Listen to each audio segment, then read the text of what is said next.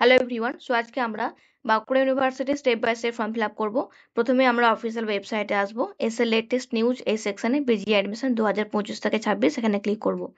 তারপরে একদম প্রথমে দেখো যেটা রয়েছে apply link for PG admission portal, এখানে ক্লিক করব। আর বাকিগুলো যে তোমাদের নোটিশ দেওয়া আছে তোমরা নিজেরাও এখান থেকে ডাউনলোড করে দেখতে পারবে। তারপরে পিজি অ্যাডমিশন 2025 থেকে 26। সো অ্যাপ্লাই করার জন্য অ্যাডমিশন লিঙ্কে ক্লিক করব, দেন রেজিস্ট্রেশন।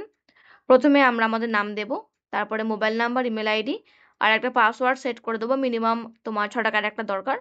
তারপর আমাদের গ্র্যাজুয়েশনের রোল নাম্বার দেবো আর আমাদের ডেট অফ বার্থ, এগুলো দিয়ে আমরা রেজিস্টারে ক্লিক করব। রেজিস্টারে ক্লিক করার পর আমাদের কাছে অ্যাপ্লিকেশন নাম্বার এবং পাসওয়ার্ড চলে আসবে। সো সেই নাম্বারগুলো দিয়ে আমরা লগ ইনে ক্লিক করব। এই হচ্ছে আমাদের ইন্টারফেস ফর্ম ফিল আপ করার জন্য। প্রথমে আমাদের লাগছে একাডেমিক ডিটেলস, তারপরে প্রিভিউ, তারপর ফটো অ্যান্ড সিগনেচারকে আপলোড করতে হবে। তারপরে তুমি কোন কোর্সের জন্য অ্যাপ্লাই করতে চাইছো, চুজ প্রেফারেন্স আর অ্যাপ্লিকেশন ফর্ম, এই কয়েকটা আমাদের কাছে স্টেজ রয়েছে।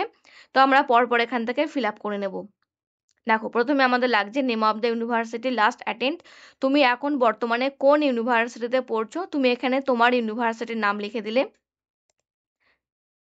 ওকে।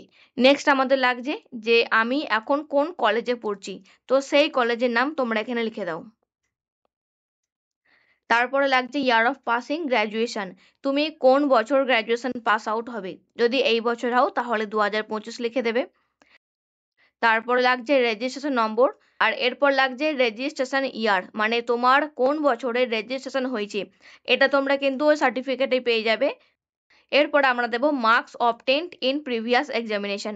প্রথমে আমাদের মাধ্যমিকের ডিটেলস এখানে সিলেক্ট করা রয়েছে, WBBSc, তোমরা কত সালে মাধ্যমিকে পাস করেছো সেটা লিখলে। তারপরে সাবজেক্ট লিখে দেবে যে কি কি তোমাদের সাবজেক্ট ছিল মাধ্যমিকে। ফর্মটা ফিল আপ করার সময় পাশে তোমরা মার্কশিটটা নিয়ে বসো। আর এখানে কিন্তু তোমরা কমা দেবে না, না তো কোনো ফুল স্টপ দেবে, শুধুমাত্র লেখা আছে অনলি স্পেস দেবে।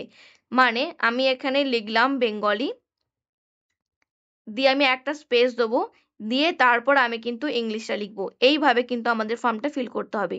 এবার তোমাদের যতগুলো সাবজেক্ট ছিল তোমরা পরপর লিখে দাও। ফুল মার্কস লিখে দেবো, আমাদের 700-র এক্সাম ছিল, তুমি কত পেয়েছো সেটা লিখে দেবে, দিয়ে পার্সেন্টেজে ক্লিক করলে অটোমেটিক্যালি চলে আসছে। এবং মাধ্যমিকের রেজিস্ট্রেশন নম্বর কত ছিল তোমাকে কিন্তু এখানে সেটাও ইনপুট করতে হচ্ছে। তারপরে উচ্চ মাধ্যমিকের ডিটেলস দেবো, এখানে কিন্তু সিবিএসসি রয়েছে আর আইসিএসসি বোর্ডও রয়েছে। তারপরে আমাদের উচ্চ মাধ্যমিক এক্সাম তুমি কত সালে পাস করেছো, আর উচ্চ মাধ্যমিকের এখানে তুমি সাবজেক্ট দিয়ে দিলে। তারপরে উচ্চ মাধ্যমিকের ফুল মার্কস ছিল 500, 500-র মধ্যে তুমি কত পেয়েছো এখানে তুমি সেটা ইনপুট করে দিলে, দিয়ে পার্সেন্টেজ চলে এলো এবং উচ্চ মাধ্যমিকের রেজিস্ট্রেশন নম্বর তুমি এখানে বসিয়ে দিলে। তারপরে কলেজের ডিটেলস দিতে হবে। প্রথমে রয়েছে গ্র্যাজুয়েশন, তারপর এলএলবি কোর্স রয়েছে। সো আমরা গ্র্যাজুয়েশনে ক্লিক করব। গ্র্যাজুয়েশন পাস আউট যদি তুমি এই বছরই করো তাহলে 2025 সিলেক্ট করলে। আর গ্র্যাজুয়েশনে তোমার কি কি সাবজেক্ট ছিল, প্রথমে তুমি কি লিখবে, তোমার যেটা অনার্স পেপার তুমি আগে সেই সাবজেক্টটা লিখবে, বাকি না লিখলেও চলবে, বাট তোমরা দিয়ে যেতে পারো, অসুবিধা কিছু নেই। আচ্ছা, এখানে কিন্তু তোমার ফুল মার্কস চাইছি, আর এখানে তোমরা যে ফুল মার্কসটা দেবে এটা কিন্তু সম্পূর্ণভাবে অনার্সের সাবজেক্টের ওপর। কারণ এখানে নিয়মে লেখাই ছিল যে তুমি যদি সিবিসিএস থেকে বিলং করো তাহলে কিন্তু শুধুমাত্র সিসি পেপার, ডিএসসি পেপার আর এসএসসি পেপার, এই 3টে পেপারেরই কিন্তু ডিটেলস চাই। বাকি জেনারেল পেপারে তোমরা কত পেয়েছো কি না পেয়েছো সেটা কিন্তু আর দরকার পড়ছে না। সো আমরা এটা 10 দিয়েই লিখবো, কারণ আমাদের অনার্সের সিজিপিএ যে নাম্বার ছিল 10-এর মধ্যে তুমি কত পেয়েছো সিজিপিএ সেটা এখানে দিয়ে দিলে। আচ্ছা, এখানে কিন্তু পয়েন্ট নিচ্ছে না, এখানে আমি যখন পয়েন্ট দেওয়ার চেষ্টা করছি পয়েন্ট নিচ্ছে না। এছাড়া তোমরা আর একটা ভাবে করতে পারো, সেটা হচ্ছে যে তোমার ফুল মার্কস কত ছিল। মনে করো আমাদের 6 সেমিস্টার মিলিয়ে টোটাল 1400 নাম্বারের কোয়েশ্চেন ছিল, এই 1400-এর মধ্যে কত পেয়েছো তোমরা এখানে সেটাও কিন্তু ইনপুট করে দিতে পারবে, তাহলে কিন্তু অটোমেটিক্যালি এখান থেকে পার্সেন্টেজ নিয়ে নিচ্ছে। বা কারোর যদি 5th সেমিস্টার পর্যন্ত হয় তাহলে তোমরা 1200 লিখতে পারো, লিখে তোমরা কত পেয়েছো তোমরা যদি নাম্বারটাকে ভেঙেও দাও তাহলেও কিন্তু অসুবিধা কিছু নেই। তারপরে আমরা কলেজের রেজিস্ট্রেশন নম্বর এখানে সাবমিট করে দেব। তারপরে আমাদের পার্সোনাল ডিটেলস দিতে হচ্ছে, applicant name, date of birth, father's name, mother's name, relation with guardian, গার্জেনের সঙ্গে তোমার কি রিলেশনস, এবং এখানে গার্জেন্স নেম তো যেতেই হচ্ছে, গার্জেনের মোবাইল নাম্বার, তারপর এখানে তোমরা অ্যানুয়াল ইনকাম দিয়ে দিলে, ন্যাশনালিটি ইন্ডিয়ান থাকছে, রিলিজিয়ান হিন্দুইজম, যার যেটা আছে তোমরা সেটা দিয়ে দেবে।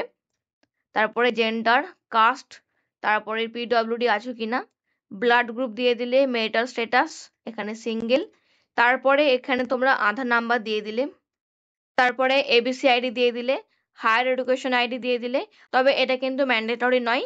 হায়ার এডুকেশন আইডি বলতে বাংলা শিক্ষা পোর্টালের যে রেজিস্ট্রেশন আইডি তার নাম্বারটা, থাকলে কেউ দেবে, না থাকলে দেওয়ার প্রয়োজন নেই। তারপরে ফাদার্স অকুপেশনস আর মায়ের অকুপেশনস, এই প্রত্যেকটা জিনিসকে তোমরা সাবমিট করে দিলে। তারপরে ব্যাংক অ্যাকাউন্ট ডিটেলস, এটা তোমাদের কিন্তু লাগছে। এটা এই কারণে লাগছে, যদি তোমরা কেউ রিফান্ড করো তাহলে কিন্তু এই অ্যাকাউন্টে তোমাদের রিফান্ডটা আসবে। এখানে অ্যাকাউন্ট নাম্বার, অ্যাকাউন্ট হোল্ডারের name, IFC code, bank name, branch name যেমন পরপর আছে দিয়ে দিলে। তারপরে কন্ট্যাক্ট ডিটেলস, মোবাইল ইমেল তো দেওয়াই রয়েছে। তারপরে এখানে অ্যাড্রেসটা দিয়ে দিলে, পিনকোড, স্টেট, ডিস্ট্রিক্ট পরপর যেমন আছে দিয়ে সেম অ্যাজ পার্মানেন্ট অ্যাড্রেসে ক্লিক করবে, করে সেভ অ্যান্ড প্রিভিউ করবে।